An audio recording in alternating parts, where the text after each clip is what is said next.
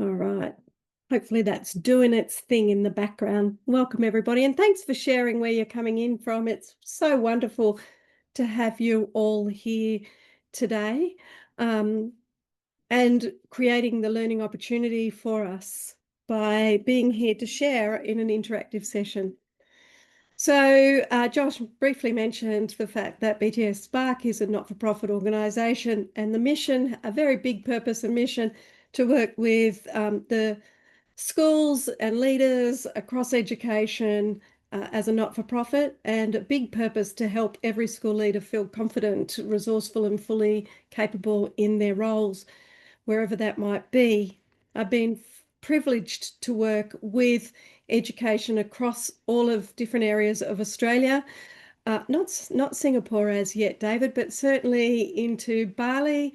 And so it's wonderful to be able to join together today just to focus on delegation. So that's one of the 33 flexible leadership modules that we'll be focusing on. What are we going to be covering? Quite a bit. Firstly, exploring why delegation and empowerment of others is critical for leaders, and I would say, any area of work that we're connecting to, it's always these conversations that are broadly useful across the board. These things really translate into building capabilities in many different ways and in many different functions of our role. So let's get started on what that looks like. We're going to be working across the chat box. We are going to be working in big groups, and we will have an opportunity to do a breakout room, so you get to share a little bit more in smaller groups. We will also have a little bit of time for people to pop up their hand and share out loud if that's an easier way for you to be bringing in your own experiences, because we want to hear from you all. So many different ways. Also, there's always the reaction buttons. If there's something that is resonating for you, please feel free to use all of these things as we start to join our conversations. And here's our first opportunity to think about this, and starting with the sort of why piece about why are delegation and empowerment such critical capabilities to develop. And I'd love to hear from you. Let's get that chat box working. Why do you think it's such an important and critical capability to grow for you in your role, with your functions, with your responsibilities, whichever part of leadership or whichever part of your role this would be useful for? I'm really pleased to hear that so many people did show up and register for this event, because we just know that it's an area that people do want to work with so much. Certainly in my coaching, it is something that comes out again and again and again as an area for focus. So yeah, why do we focus on this? Some great things coming already. Yeah, to share that load, to help avoid burnout. Thank you, Ruth. Yes, we just can't do it all, right? We can't do it all ourselves. We need to sort of be starting to think about, when we're in roles where we can't do it all, we need to help get results through others. Respecting others' knowledge and expertise. Yes, we can really um, hold people back from their own development, from their own growth. And often, when we're talking about this area with people, if we recognize where somebody has delegated or enabled us to share and grow and have given us opportunity to step outside of our comfort zone and do more through that delegation and empowerment, we know from our personal experience how important it is in growing our own knowledge and expertise. Succession planning, absolutely. Prioritizing, fantastic. All to work better as a team. So there is some really fantastic drivers that we can look at growing these areas for us. So then we start to look at, well, making this a little bit more personal, reflecting a little bit more on your own expertise, or your own position and your own area, when you start to think of yourself, what would effective delegation make possible for you, your work, your team? Let's get a bit personal here about what would it make more possible for you if you were able to step up this area. I've no doubt you'll already be working with lots of delegation in different ways. What would it be? What would you be able to do more of? So you would achieve more? Yeah, more ownership in others.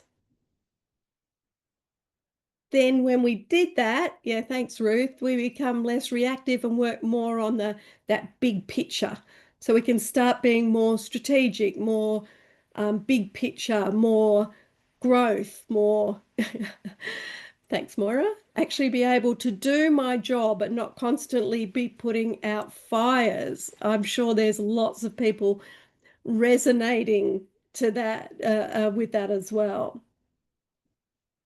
So we start to think of these things as really necessary, right? Really necessary and important to the whole team. So investing in staff, etc. So given what we know, what would it would enable, what would it would give us? What is the barrier or the barriers that hold you back from effectively delegating to others? We really already noted so many good drivers to do it, so many good reasons. What is the barrier for us? What holds us back? Yeah, concern of overloading others, definitely. Really get that. People pleasing. Sense of duty. Siobhan, that's interesting. That sense of duty. I wonder what that means. It would be good to hear a little bit more, either unmute and jump in or maybe build on that a little bit more. What's the sense of duty that might be a barrier there?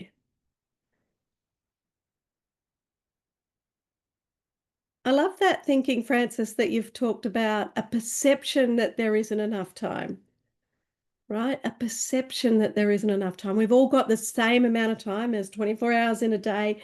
And some people seem to have more and some people seem to have less. And sometimes we have more. Has anybody ever noticed that?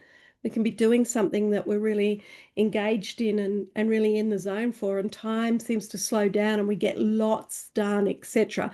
And other time it feels like there's nothing. The idea of perception is interesting as well. Time pressures are for me duty, feeling like it's my responsibility and not wanting to add to the load of others. Absolutely. So that links with these things like feeling like you're giving your work to other people and I'm going to overburden them and I'm going to worry about the deliverables or how it comes about. What happens then? What happens? We're going to explore a bit of that as well, Michelle, about if we do delegate and then what if it all goes wrong? Too many people are that we are responsible for. Yeah. Fear of losing control and authority. Fantastic. I love these. The outcome might be different to what we envisioned. We was certainly going to be working on these. What we notice is that in these things that can hold us back, sometimes it can feel like a bit of a skill miss, like we're not really quite sure how to do it, or maybe how to do it effectively, or the best way to do it. And also, sometimes we start to hear that self-talk around the will to do it, where we might not have the motivation to, or be afraid of what the outcomes will be, and we start to feel that sort of concern and worry about it. And this is the definitely patterns and themes that come out across all my work with groups and individuals. So let's then have a look, dive a little bit deeper around that and start to have a look at, firstly, the what. When we're looking through the lenses of the what are the right opportunities to delegate? A couple of questions we start to be able to drill in a little bit to get practical with here. And also the how. How do we create the right amount of stretch and ownership when we're delegating. And that's Sorry, all around I'm that doing this skill off. piece, and also around that bit about, well, what happens if it all goes pear-shaped then? We've done this big step, we've delegated, and then it doesn't work out the way we wanted it to, or we thought to, or indeed we try and delegate and it doesn't happen, doesn't get done. So this is the start point of that exploration, beginning with the what. So some of this might absolutely resonate with you. We're talking here about BTS Spark did some research and analysis of 6,000 leaders, and they found that delegation and empowering others was sort of number 2 on the list of that analysis of what they go to coaching for as leaders. But they also found that these are the things that got it took up the time, I guess, and got in the way. So this is where we start to look at it. Sort of, what do we delegate?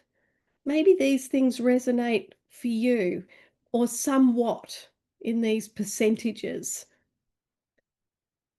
So this idea that actually the time we do spend, and you were speaking to it in your chat, in the chat box already, you're sort of speaking to it a lot about, putting out fires and about having, too many responsibilities, etc., to do it.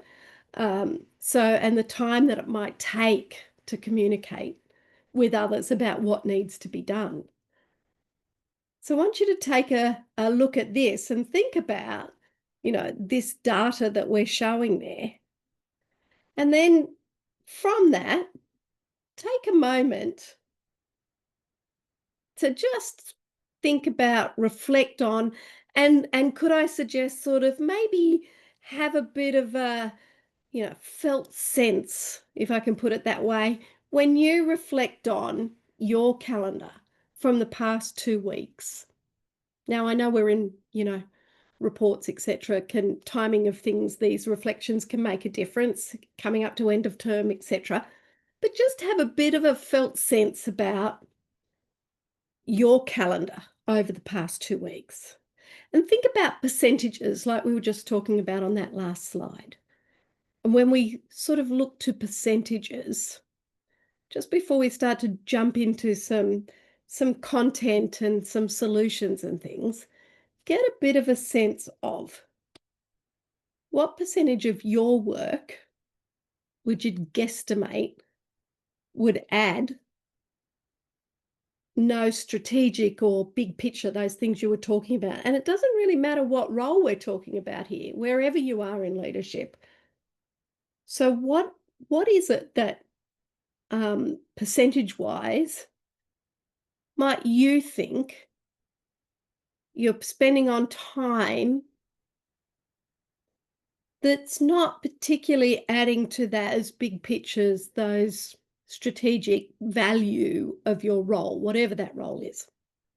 Any ideas? Maybe a bit this, it's not an official poll. You won't be held to it. But I'd love to hear a bit just before we jump into some practical stuff. What do you think is your percentage? 20%, fantastic. So less than 20% adds. Are we saying less than 20% more adds?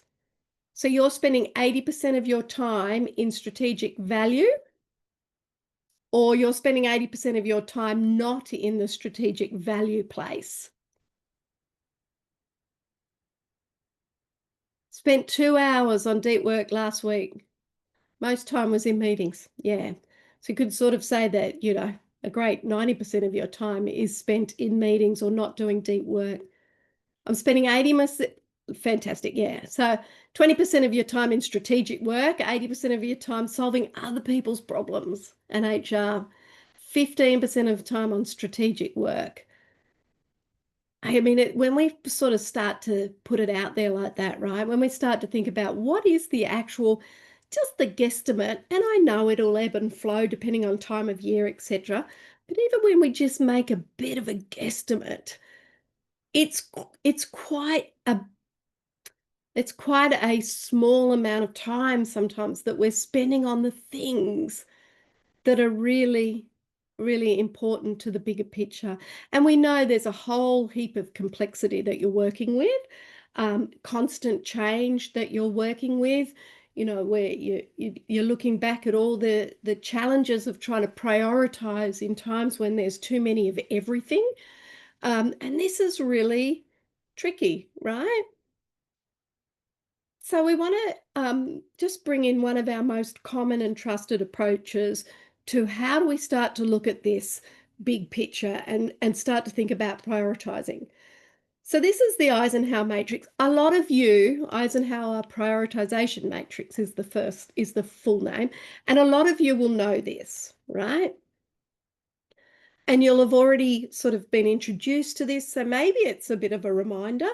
Or maybe it's something that's new that you can start to think about your ways of working. But the idea here is to sort of to consider where we're spending our time across the four quadrants here. And we want to sort of then start to focus on what that would look like. So, that urgent bit, the solving other people's problems, the putting out the fires, it's sort of more important and feels urgent in the moment. We need to deal with it. That's where we're up to. The not urgent, the things that we might call the more strategic part of our role, these are the things like, the improving teacher learnings, the maybe team development, maybe your own personal development and care, self-care. It's sort of, that well-being aspect often comes in here. The less important but urgent is those things like the interruptions, the calls, the meeting. And that's not that every meeting will be not urgent or not important, but they're the ones that we can get caught up into as a habit, to maybe put it that way. And then, of course, there's the busy work, the things that seem to take up all of our time that when you think back on, you think, I don't even know what I spent that time on. Or the time wasters who are at our door all the time. These are the sorts of areas we start to bring in there. So, what we notice is that the important areas are linked to our sort of achievement of goals, professional or personal. Our urgent activities sort of demand that immediate attention, as was said, often linked to somebody else achieving their goals. We want that sort of quadrant two to be in that quadrant two where we're working more on that prevention of the interruptions, that, capability building, etc. here. What happens, I'm not sure whether you recognize this or it resonates with you. It certainly resonates with me, and it certainly resonates with a lot of people that I talk to. Urgent is much more appealing because it's right in your face. It's something that's just a have to do. We get to tick it off. It gets done. It's there, and we just keep doing it. But of course, there's a risk there because it means we don't step into getting ahead of it. It's appealing. I'm getting something off my list. I'm just doing. It's in my face. That person's there. I'll just deal with it straight away right now. But it doesn't allow then for our more urgent or work with the other side of things. So here's our opportunity to go and have some conversation together about this. I'm going to pop you into small groups and you'll have 10 minutes to start to talk about when you take your thinking around your own calendars, and there'll be a multitude of crossovers here. So looking at your own list of tasks, you're answering the emails, you're calling people, you're getting back to parents, you're having meetings about various things, etc., etc. So all of these things, I want you to come together and think, where are you spending your time? And what's the impact from doing this? And then if you have time, what do you need to do differently to let go of, etc. Start to move into the conversation about, you know, bringing some things that you could do differently. We'll come back when we come back into the main room. We'll have a bit of conversation about what you discovered as you go into your rooms. Introduce yourselves, say hi. Always wonderful to be able to have a conversation with some other people. Um,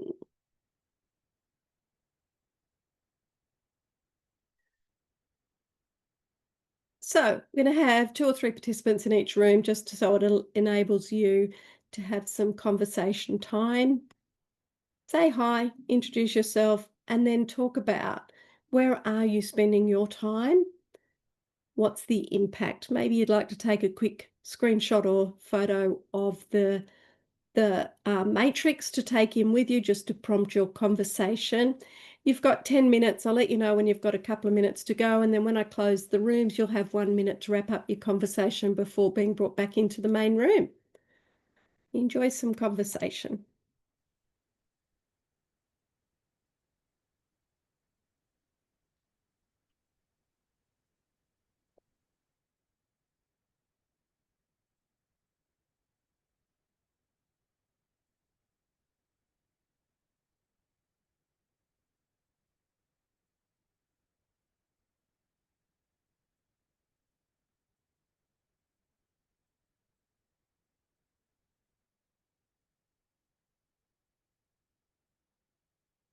Just making sure there's no one without a partner to chat to.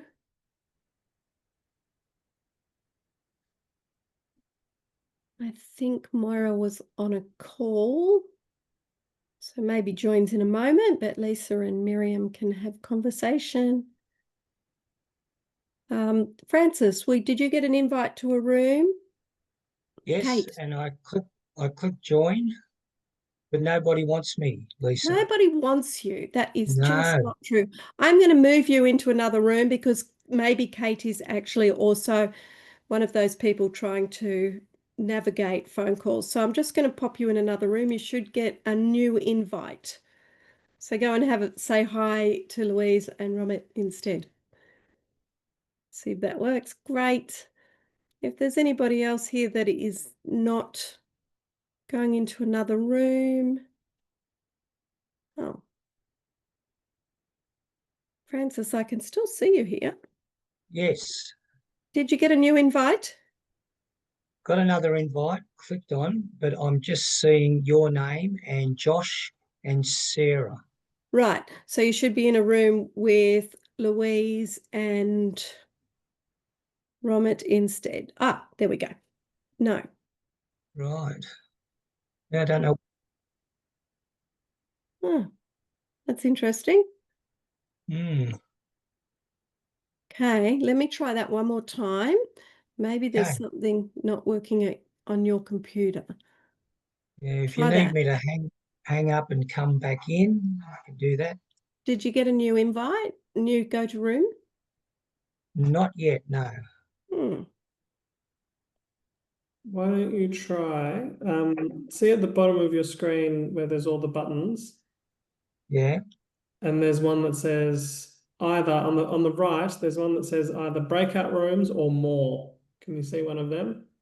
yeah, it says more. Yeah, If you click on more, one of those options should say breakout rooms. yeah, join. And now what comes up once you've clicked on breakout rooms? Oh, Something good tip. useful. That worked. That worked. Okay. He's landed. I'm just double checking. Oh, no, I don't know that he has. I think he might be jumping out and jumping back in.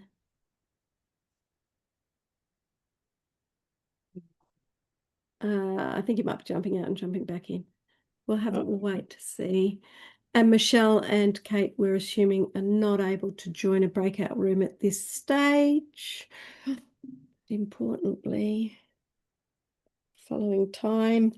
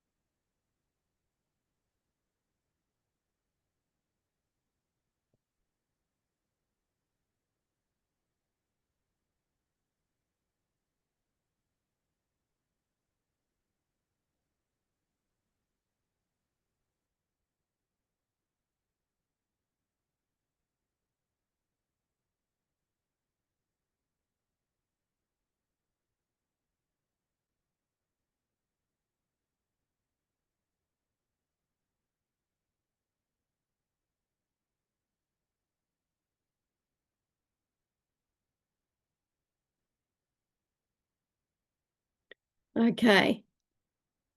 Oh, Francis came back in and then popped out, but maybe he's been able to pop in somewhere.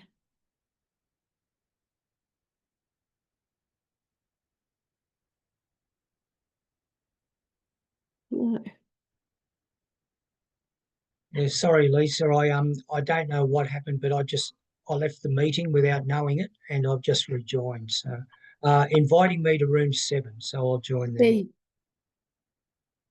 Go for it. Fingers crossed. Yeah. Well, Sorry, yay. I just said as he come in, say I'll assign him to room 7, but I realized I was on mute that whole time. Doesn't matter. He's in room 7. So technology, huh? Beautiful when it works. But that was, I think, going out and back in was the right thing to do. And that worked.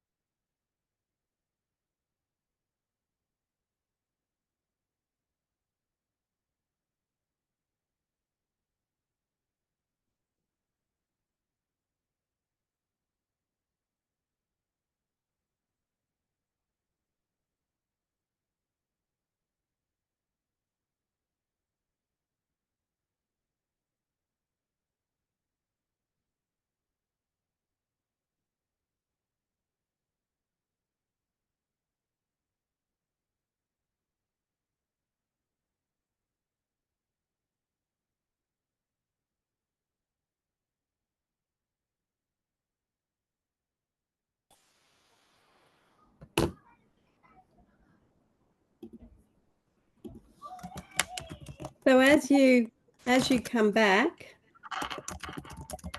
and we'll just be giving people will be popping back, but pop in the breakout in the chat box or unmute. You're in a position where you can share and just start to bring in what did you notice from that? Maybe what is it that are the tasks in the right quadrant that or should be in the right quadrant? Or what are you missing? Or importantly, what might you schedule differently or prioritize differently? Be great to hear a little bit about what is it that's coming out of that conversation. Just pop it in the chat box while we move forward with this. Model by looking at how to use this to your best, for your best benefit and for others' best benefits. When we start to think about the quadrants, that's fantastic, Ruth. Some tasks to let go of.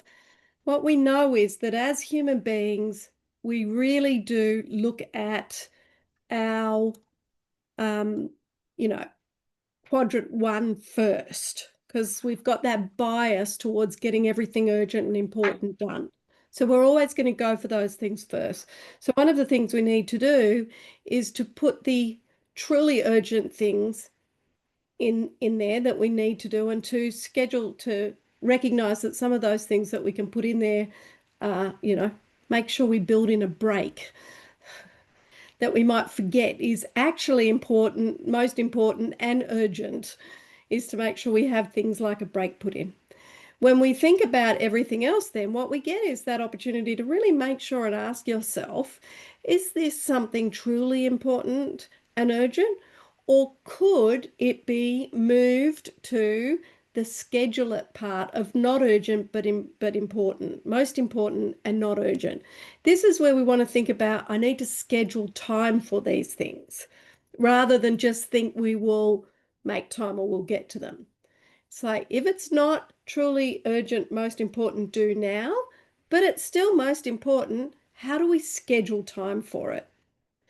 And then quadrant 3 is where we start to think about those great opportunities for growth in others, that time for delegating so that you can grow them, so you can create more opportunity for your own strategic thinking. And this is not about, I've got a direct report who I can delegate to. This is about also recognizing where there might be somebody who, has a direct stake in what you're doing, who is a part of the area, the school, the task, the whatever it is. They have something, it's important to them too, and they have a stake in that. So, we start to think about delegating to them as an opportunity for them, not necessarily about dumping things. And then, of course, the eliminate box, which is often the one most forgotten. We only want to do these things last, or we want to think about those things that have become routine that we continue to do that maybe we could actually eliminate. I don't really need to be at that meeting every week. It could go on without me. So I'm going to eliminate that out of my calendar and my prioritization, because it's somebody else's to do. So we also then start to think about, yes, but if I do that, what is, you notice this as barriers when we were first talking, what if it goes wrong? What happens if they don't do it to the standard required? What do we do if they're not taking up what they're meant to be doing? Then we start to get into this space of like the how. What happens if we delegate a task, the person makes a mistake? What happens if the delegated task properly, but it's a failure anyway? We've done our very best and they haven't come to the party, or it hasn't landed, or it's been an experiment and they didn't quite get it across the line. All of these things that we start to think of. So firstly, what we want to do is just recognize, and if you think back to all your times as being young, new, starting out people in the workforce, there's going to have been plenty of opportunity for mistakes. And often when we think back on those, they're the things that we recognize really we learn a lot from and we grew a lot from. So we want to be sort of acknowledging and aware of the fact that mistakes can happen and that they will. So we need to be looking at making sure that we're ready to delegate the tasks that we know are not going to be big misses if something does go wrong or the unexpected happens or it's not at the right standard. We want to be thinking about, what are we delegating that's appropriate and meets the capability of the person we're delegating to or stretches them in a way? And how do we start to focus on finding out, the learning and supporting the person and bringing them up to speed and growing that capability? So this is about proper delegation, not dumping. We sometimes talk about this as delegating, not dumping. So how do we start to recognize those opportunities?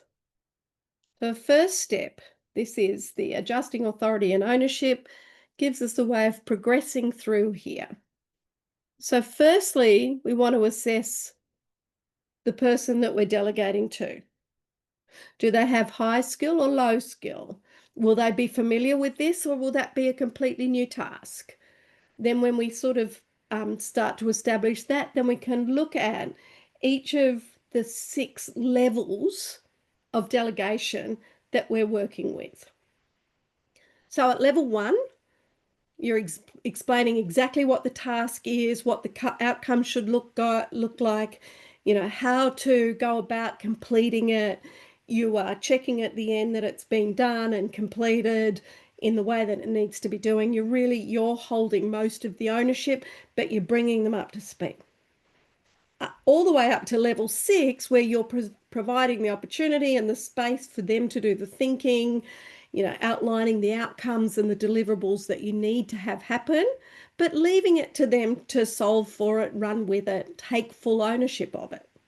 So it doesn't mean at level 6 you're just abdicating, responsibility as the leader or as the person who's doing the delegating, but you are, checking in less often. You are taking the end and seeing what happened from it. You are providing support when needed rather than scheduling it all the way through. So this will be different for different people. So you have the opportunity to flex that level of ownership depending on the person's skill, the person's willingness, and remembering that this is about them and their skill and willingness and how much you hold the task as you go through, rather than maybe holding control at all the different levels when we need to be trusting and working with and allowing other people's growth. So I'm wondering, what's your thoughts on this? What does this bring up in your thinking? What is when we think about this, what is the possibility when we think about that third quadrant of delegation and start to think of it rather than a either or, I delegate or I don't, I have full ownership or I don't? What happens when we start to think about this across these different levels and stages that we might be moving people along through? Then thinking about that from your perspective that you've been carrying through here, from your conversation you had maybe.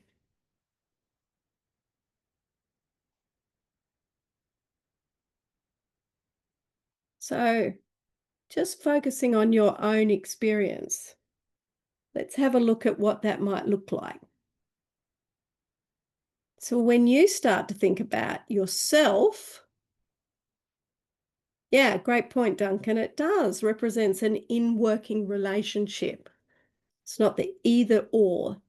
Yeah, it's the guided support. Yeah, and it's Moira, and it's taking the moment, right, to think about it. So at some stages it's going to be close and other stages it can be fully handed over, but we often don't take a moment to think about that.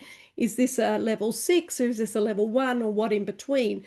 Because that can help us think about how we might do that. So Louise, that good handover can be time consuming. It's easier in the moment just to do the task. I find that a bit of a barrier, and it's a barrier that comes up often. And we start to recognize that there's a payoff, right? There's a short-term payoff, just do it myself and get it done, it's easier. And there's a long-term payoff. if I can take this bit of extra time here and hand this over properly, bit by bit, I'm building their capability and it frees me up more and more. It won't happen overnight, but we're building towards having more time, not less time. But we get caught in our own self-talk and our own barriers. So, yeah, Ruth, we do. We might print that off. You'll have access to the slide and remember that. So the immediate payoff versus the other payoff is one way to think about that. So when we start to think about that for yourself, and this helps us to link into what others might be needing. If we think about, you have previously been assigned a stretch assignment. Somebody's delegated an opportunity for you.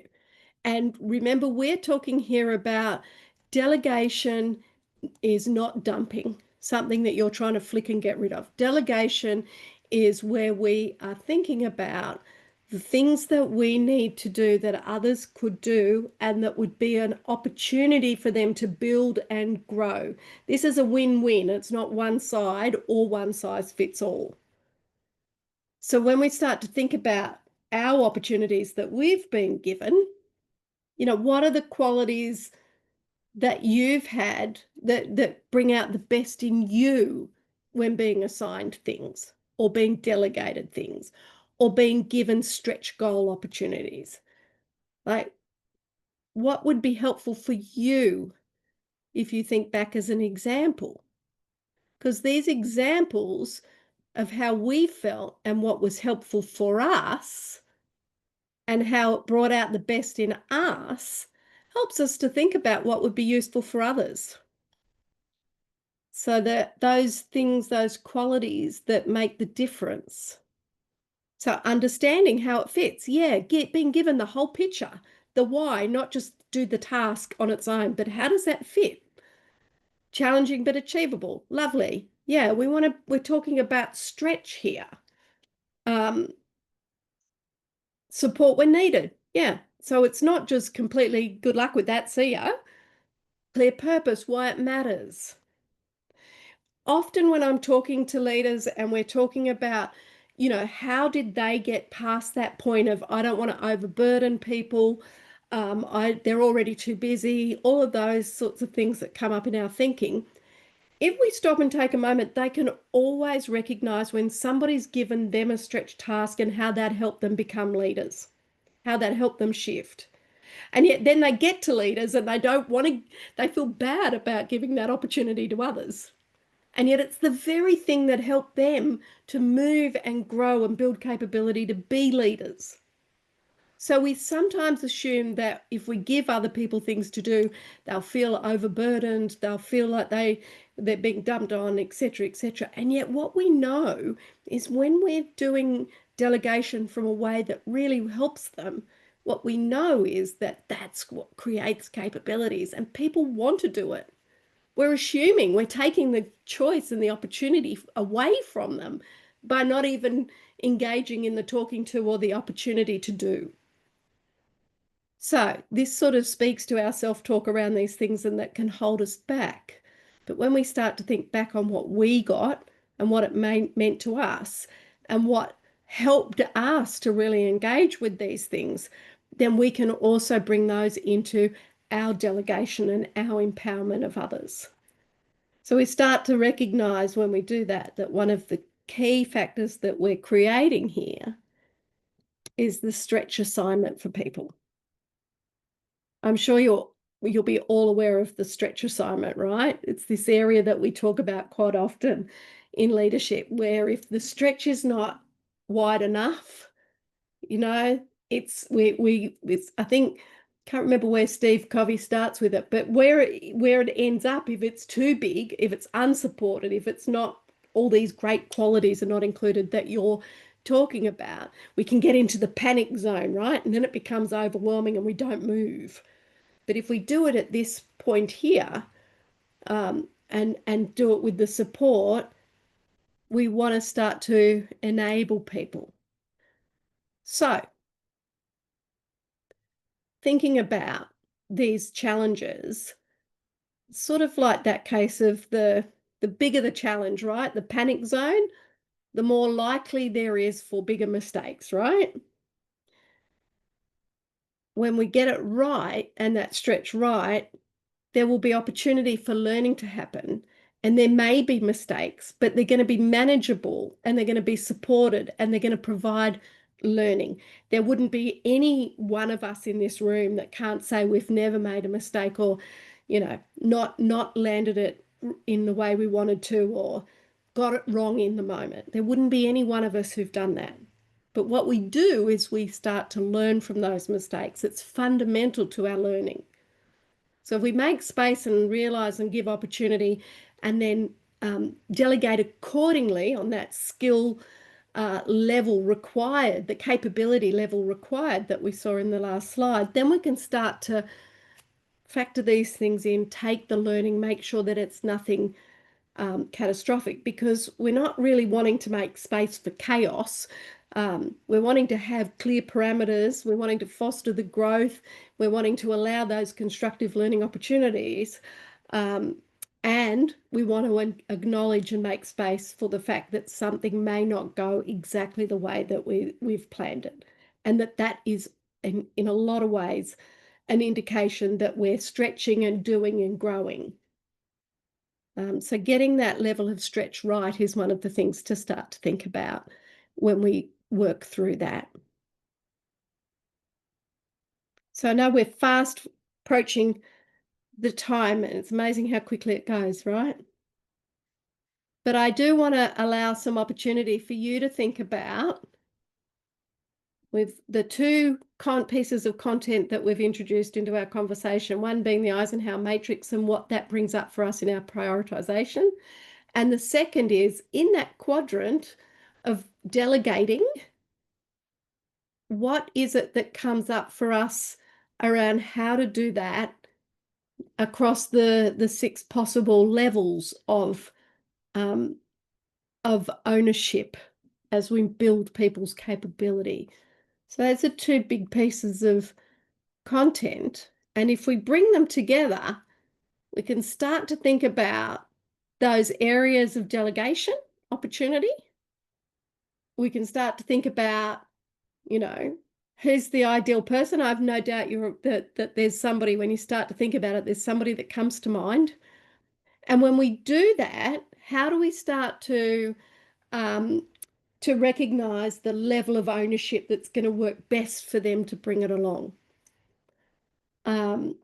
Without them being overwhelmed, but recognizing they're in the learning phase. So, giving you just a moment to reflect on, how do you bring this live into your ways of working, into your day? I love that, Francis, that idea. Then we should also look at what the other party can jettison. Yeah, I mean, there is the filter down thing here, right? Where are we all getting bogged down? Where are we all getting caught? Is a great way of feeding that forward. Definitely mixing these 2 pieces, the Eisenhower prioritization and then the authority and ownership level, can help them as well to find that right opportunity and to delegate for empowerment and learning and building, and to bring more time for us to be strategic.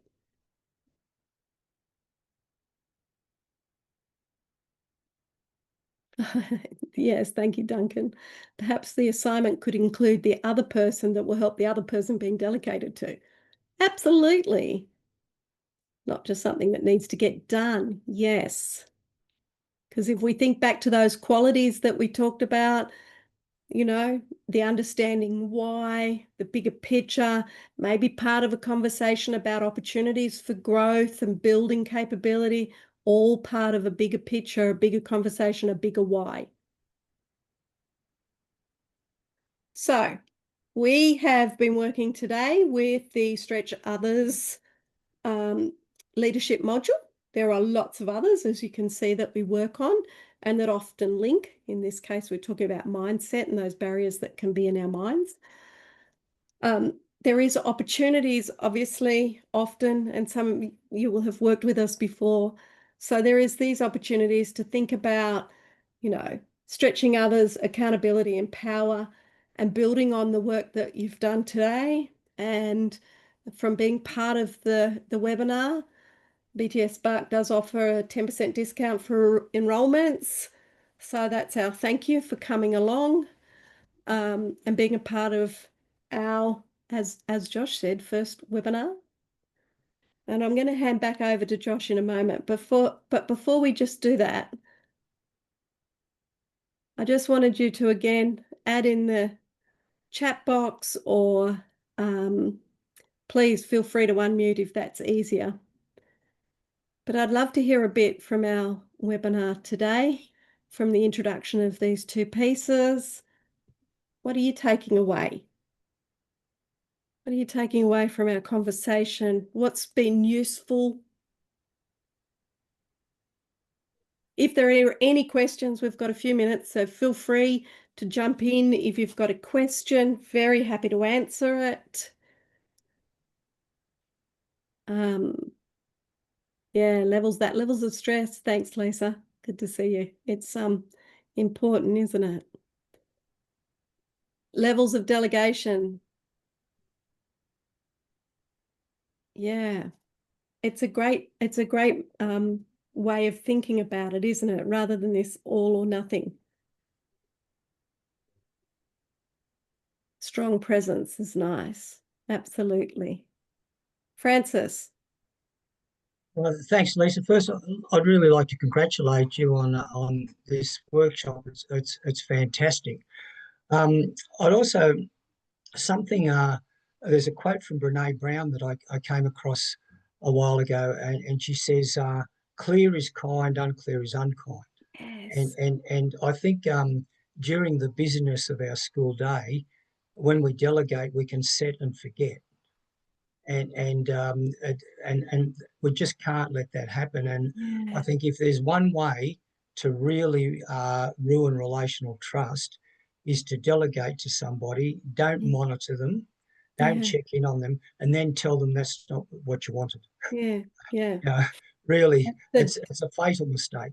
Yeah, it's a definition of dump, isn't it? Thank you, Frank. It is. Yeah. Thank you for bringing that up. Yeah, it's very much so.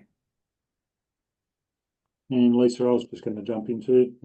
Please. I guess reiterate those words, but also just to add in I guess a couple of my notes sitting here is, just that reflection on perhaps that greater discipline around the quadrants, and getting myself taken out of, this aspect of being caught up in the urgent, the crisis, the deadlines, and also looking into the non-urgent aspect. And was it Michelle I was with, the non-urgent aspect, and thinking more time in quadrant 2 is good, and then thinking about how could we shift some of those things in quadrant 2 to other people and delegate from quadrant 2 as well, and really call on those people. And you've covered that really nicely too there, which is what we shared. And I think planning out the work and not being available sometimes is critical. I reflected with Michelle while I was talking. My phone rang twice and my text messages went because of the nature of the afternoon now. And being more disciplined in that space, it might be aeroplane mode, it might be phone off, particularly while we've got a commitment that's happening that is a professional learning opportunity and a learning opportunity, or it's just a really important work that's got to be done. I love that. And it role models. It's a really great opportunity to role model that ability to do the important work.